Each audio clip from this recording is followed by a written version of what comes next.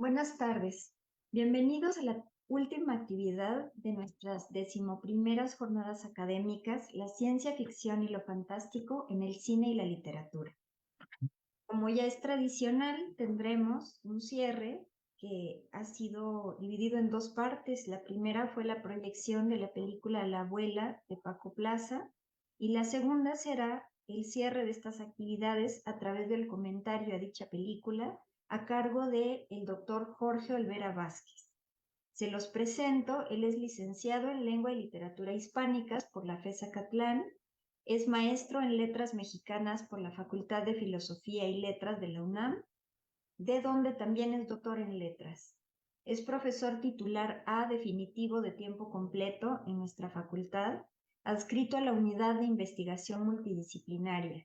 Imparte asignaturas de medios de comunicación y temas selectos de literatura y cine en la licenciatura en Lengua y Literatura Hispánicas, así como periodismo y literatura, cine y literatura, arte y comunicación en la licenciatura en comunicación. Es editor del libro Fronteras de Tinta, Literatura y Medios de Comunicación en las Américas, publicado en 2012. Autor del libro Aquelarre en los bosques narrativos, la poética de Emiliano González, publicado en 2017. Ha sido colaborador como ensayista, crítico y reseñista literario en periódicos y revistas como Suma, El Nacional, El Financiero, Uno más Uno y la revista Variopinto. Jorge Olvera ha participado en más de 30 congresos nacionales e internacionales, especialmente en América Latina, sobre literatura, cine y medios de comunicación. Sus líneas de investigación son narrativa mexicana, literatura fantástica, cine y literatura, medios de comunicación e ironología. Bienvenido, doctor Jorge Olvera. El tiempo es suyo. Muchas gracias. Pues muchas gracias, sobre todo, pues aquí a mis apreciables colegas organizadores de estas jornadas académicas que ya tienen un buen rato organizándose, siempre creo que con bastante éxito, ¿no? Y una muy buena respuesta. Así que, bueno, pues una vez más tengo el agrado de estar aquí compartiendo con ustedes y, bueno, pues hoy nos toca el comentario de esta película de Paco Plaza, eh, La abuela. Paco Plaza, yo creo que habrá gente que tenga noticia de él y que el nombre le suene conocido, ¿no? Es un director español, sobre todo se va a conocer con este trabajo eh, de la película REC, que luego se volvió también toda una saga con cuatro partes. Las dos primeras las codirige, de hecho, junto con Jaume Balagueró. Y bueno, pues es una película que en su momento fue muy impactante, muy dentro de esta tendencia del cine verista, documentalista.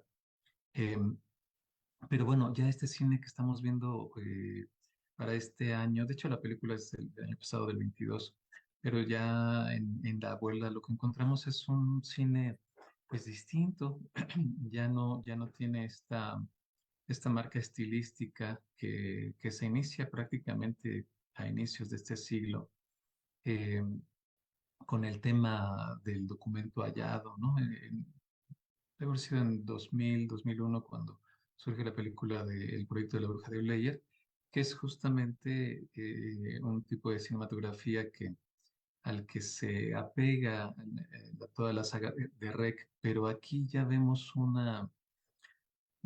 pues una serie de elementos cinematográficos totalmente distintos, un cine desde cierto punto de vista más convencional, eh, con una trama en progresión, pues manejada de una forma más tradicional, de acuerdo con pues toda la estética, digamos, más propia del largometraje de ficción.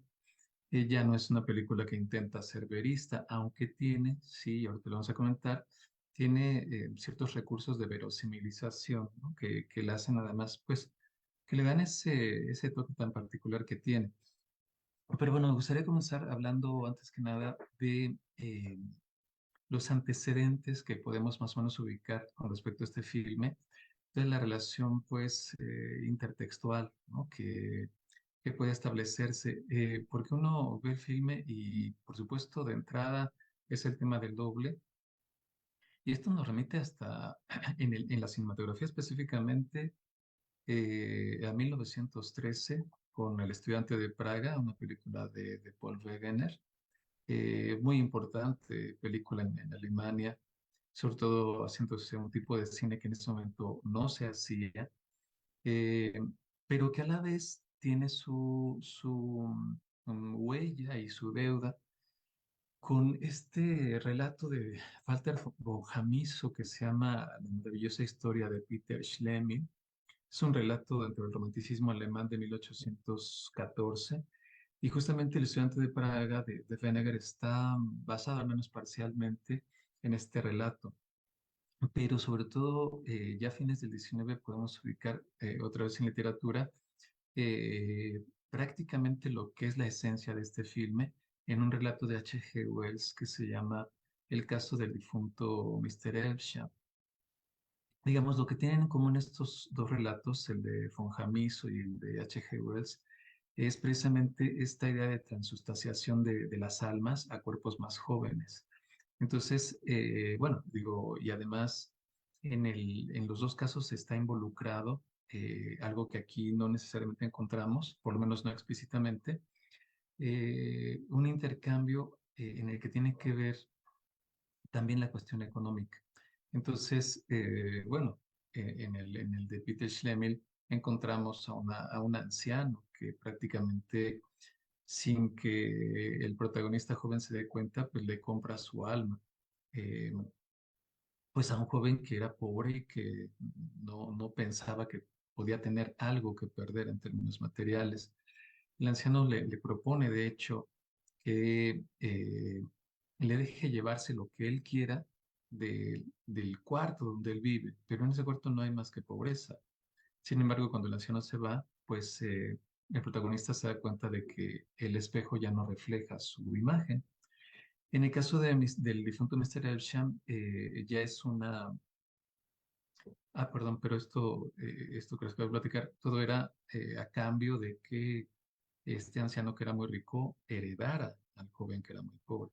Y este es el esquema que se reproduce también en el caso del difunto Mr. Elsham. Pero ahí sí es una propuesta hecha a manera de, pues, de una negociación muy explícita, ¿no? El anciano le dice, yo ya me voy a morir, soy extremadamente rico, no tengo a quién dejarle mi dinero. Eh, Le hace la propuesta, ¿no? De que él sea el heredero y que, bueno, lo invita a tomar el té, pero hay una sustancia ahí rara que le pone, ¿no? En la bebida y que luego vamos a ver, por eso tan solo les quiero platicar, que se reproduce prácticamente la escena en la que el joven se va tornando en un anciano, se reproduce en el filme, en una secuencia que vamos a comentar posteriormente.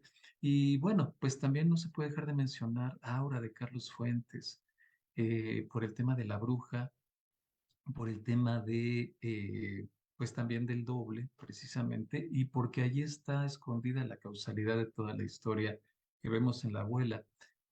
Pasa igual que en Aura. En realidad el motivo es el amor, ¿no? Y entonces, bueno, pues por eso en Aura, en el caso específico de Aura, es una obra que fluctúa entre el terror gótico y la novela de amor. Es una combinación en ese sentido un poco pues rara y claro que está muy hecha en un ambiente de clave realista, que es lo que también vamos a ver en el filme. Entonces, bueno, ya entrando concretamente a lo que vemos en la película de Paco Plaza, pues a lo mejor habrán notado que de hecho lo que sucede, la película dura 1 hora 40 minutos y lo que vemos es que la primera hora por lo menos del filme es relativamente lenta, el discurso está ralentizado, eh, es un discurso en el cual las acciones más importantes en realidad son acciones de tipo psicológico o emocional, más que acciones físicas. Es hasta la segunda parte en la que vemos que suceden más cosas. Incluso, yo espero que a nadie le haya pasado, pero pues tal vez haya incluso gente que toda esta primera parte hasta lo encuentre un tanto aburrida porque, porque no hay hechos suficientes, no hay acción física suficiente. sobre todo para el tipo de cine que normalmente pues es el más convencional, el más exitoso, el que más se difunde. No hay que perder de vista que finalmente es una película española, es decir, es cine europeo, y el cine europeo es mucho más lento que el cine estadounidense, concretamente de Hollywood. Entonces, bueno, esto de alguna forma explica la primera parte, eh, donde, repito, la acción es más de tipo interna, psicológica, emocional, pero donde también a la vez vamos a encontrar más pues un papel más activo de los indicios. Pues encontramos una serie de elementos que van a tener una significación posterior y que en ese primer momento a lo mejor todavía no los identificamos. El indicio, sobre todo, pues a un nivel semiótico, narratológico, en fin, pues sobre todo tiene yo diría la virtud, ¿no? De indicarnos en principio que lo que estamos viendo, si tiene indicios, pues se tiene que leer dos veces. Y es en segunda lectura cuando ya se pueden activar los diferentes elementos como indicios. En este caso, hay toda una serie de elementos que nos sugieren muchas cosas que luego se van a capitalizar. Pero en realidad es hasta la segunda parte del filme, los últimos 40, 35 minutos, 30 minutos, eh, donde ya se va a ver pues una serie de acciones mucho más rápidas, donde vamos a ver mucha relación de causa y consecuencia y materialización de todo lo que antes se nos había de alguna manera sugerido, pero que no lo habíamos todavía visualizado en toda su dimensión. Perdón, entonces en este sentido también vale la pena decir que otro de los motivos por los cuales sucede esto es que de esta manera vamos empapándonos más de la forma en que está codificado el filme, es decir, la clave realista del filme. Por ejemplo, si uno revisa la parte sonora del filme, encontramos que, pues en realidad hay poca música, ¿no? Es decir, quiero decir, música de ambientación, hay poca. Después vamos a hablar de dos canciones que sí son muy importantes, que se dan al principio y al final. Pero en cuanto a banda sonora, en cuanto a música para ambientar lo que estamos viendo en pantalla, hay poca. Y esto es porque pues justamente cuando aparece música, inmediatamente nos hacemos en alguna medida conscientes de que lo que estamos viendo es un artificio. Sin embargo, si no la hay, pues se da todavía un mayor énfasis en la clave realista. Parece que lo que estamos viendo es realidad. Y también por eso el tiempo pues es más lento. Eh, Todo esto, por supuesto, va a cambiar en su dinámica ya en la segunda parte, pero una vez que nos situamos ya en el departamento donde van a suceder las acciones, incluso llega a haber pues cierto nivel de discurso claustrofóbico, ¿no? Porque vamos a estar sobre todo viendo las cosas dentro del departamento y solo por excepción salimos al exterior. También las salidas al exterior, pues muchas veces implican cuestiones negativas, como por ejemplo en el atropellamiento del personaje de Adela, la cuidadora, bueno, la que iba a ser cuidadora de Pilar. Entonces, bueno, pues todo esto nos sitúa en una dinámica que no deja de ser muy significativa. Yo creo que aquí sobre todo tendríamos que hablar de quién o qué protagoniza esta historia, este filme. Es decir, porque si hablamos a nivel de los personajes, evidentemente, pues está en Pilar, que es la abuela, el propio título del filme la señala a ella, y por otro lado está la nieta, ¿no? De Pilar, que es Susana. Por cierto, es curioso que ella se apellida Lázaro, ¿no? Susana Lázaro, pues por esta asociación que podemos hacer entre ese nombre y pues el renacer, ¿no? El regresar de la muerte, que es justamente lo que va a pasar. Es decir, que allí incluso desde este nombre, que se da en los primeros minutos del filme, pues ya encontramos prácticamente un primer indicio. Eh, Desde otro punto de vista, incluso podemos decir que ese indicio se vuelve lo que algunos llaman una intriga de predestinación. Es decir, que al principio del filme ya de alguna manera se nos está avisando qué es lo que va a pasar después en la historia. Pero bueno, tenemos a Pilar, tenemos a Susana, obviamente son las principales, pero también aparece después Eva. Y en un momento determinado, en un flashback que es de tipo metadiegético, vemos ya una historia de la infancia de Susana, cuando ella reencuentra su diario y lee allí lo de la fiesta, ¿no? En la que pasaron cosas un poco raras. Pues allí ya se menciona el personaje de Julita, que era una amiga de Pilar, son más o menos de la edad, y que Julita también tiene una nieta, y que la nieta, que luego pues sabemos que es Eva, es de la misma edad que la propia Susana. Entonces, bueno, digamos, son los personajes importantes, especialmente los dos primeros, pero también tendríamos que pensar que muy probablemente eh, la vejez es también una protagonista de esta historia, ¿no? Decía Tolstoy, la vejez, la mayor sorpresa.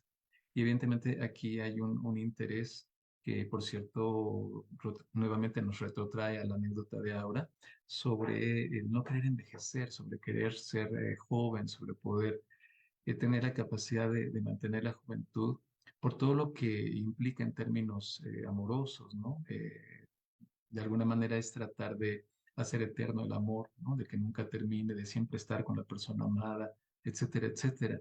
¿Qué es lo que finalmente se va a desvelar en su momento en esta historia? Pero lo importante es que con todo esto, lo que nosotros observamos es que hay una dicotomía juventud y vejez que por momentos se vuelve incluso tricotomía porque dentro de la juventud aparece también la cuestión de la niñez. Y justamente respecto a eso, pues justamente cuando vemos el primer encuentro, ¿no? En pantalla, que es como se inicia el filme entre Pilar y la que después sabemos que es Eva, que ella ya ahí aparece como joven y está desnuda, cuando llega Pilar a la casa, etcétera. Eh, en ese momento aparece una primera canción, se empieza a oír una canción. Es una canción bueno, que fue famosa en su momento en España en los años 70, que se llama Elegía al jardín de mi abuela, con una dedicatoria y un suspiro. Y es muy significativo, ¿no? Que lo que dice al principio comienza diciendo, encanto suave y placidez de aquel rincón de mi niñez, corazón que late en cuerpo ajeno.